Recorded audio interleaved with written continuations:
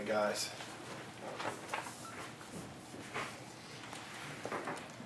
Questions? Your team did not even touch a basketball coming out of the locker room starting out the second half. What warranted that decision? Wanted them to make sure that they got their legs loose and did a lot of running instead of shooting the ball. We need to come out with a little bit of energy in the second half, and to get them to understand we needed to focus on defensively. Obviously, it didn't work. So things that we got to continue to improve on.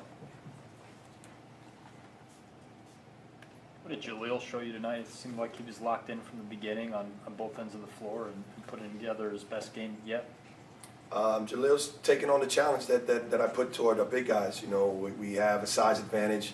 You know, he's in great shape, so he's able to sustain and play minutes, a lot more minutes than he was last year, we can see. And he's getting his hands on rebounds. He's going in there, he's moving. You know, he's gotten away from just trying to shove people and using positioning, anticipating shots. And he did a great job. Did a great job for us getting us opportunities. It seems like Boston's motion away from the basketball was just constant and going in circles. Was it hard to have a man keep up with them no matter where they spot on the court? Yeah, I mean it's what their offense does. They move, they execute it really well, and they cut hard, they cut quick. So you have to be very disciplined. You know, all the things that we talked about in the scouting report. You needed to be there. No different than, you know, NJIT was running, and similar to what Troy did. So we have to make sure that we're in position and we're watching, and you can't be attached to your man. You have to be thinking about us as a team and be where you need to be at. Do you think the guys are getting the message that regardless of the opponent, it's going to take 40 minutes of intensity every game? Do you think they're getting that message? Well, it's certainly something that we continue to say. We have to continue to say it and continue to show it, continue to challenge them in practice every day, because that's what we have to do in order to be able to try to compete, first of all, and then to put ourselves in position to win a game. This team went from averaging 18 turnovers in the first 3 games and 20 or 30 threes to they only shot 10 threes and then 12 turnovers. Is it still a turn in the right direction, or are you guys getting there? It is, yeah, but we missed all 10 of those threes, so I would have liked that to be a lot less, unless we made them. But the rebounding has improved, our turnovers have improved, our defensive intensity has to continue to improve for a full game. We did it in spurts, so we're capable of doing it. We just have to sustain it.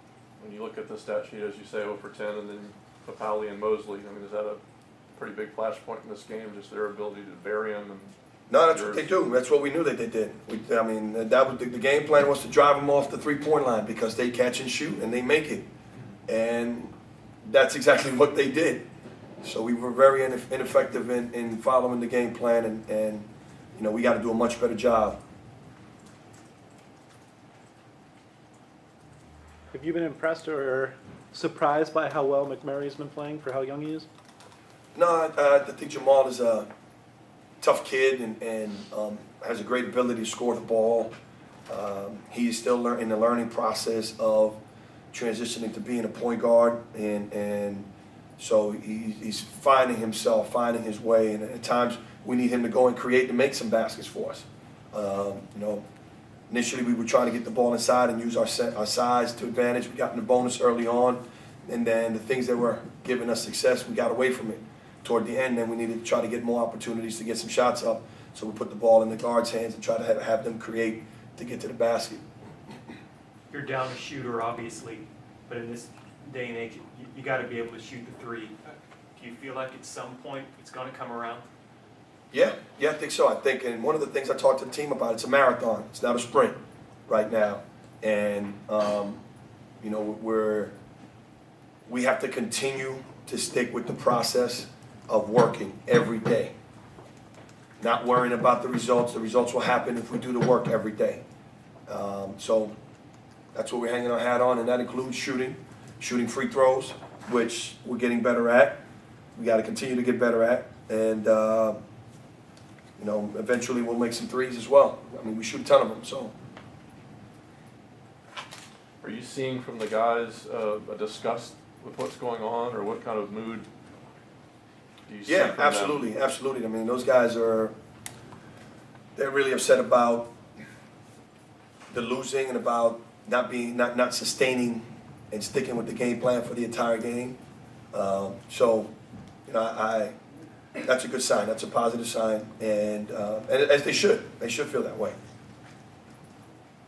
When Jalil came in, he said, I've been telling myself I got to play harder, I got to do everything. I mean, you really seen a light come on for him Yeah. at this point? Yeah. And it started from, you know, end of the season.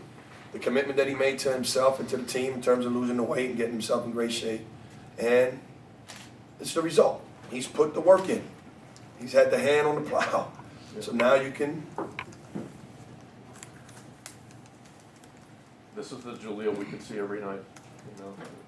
We need to see that Jalil every night. Right. If you have that Jalil every night, that's a good piece to have. It's a good piece to have. Now we need some other pieces to add to that, including, you know, Roddy had a pretty good night, but Roddy's got to continue to get better.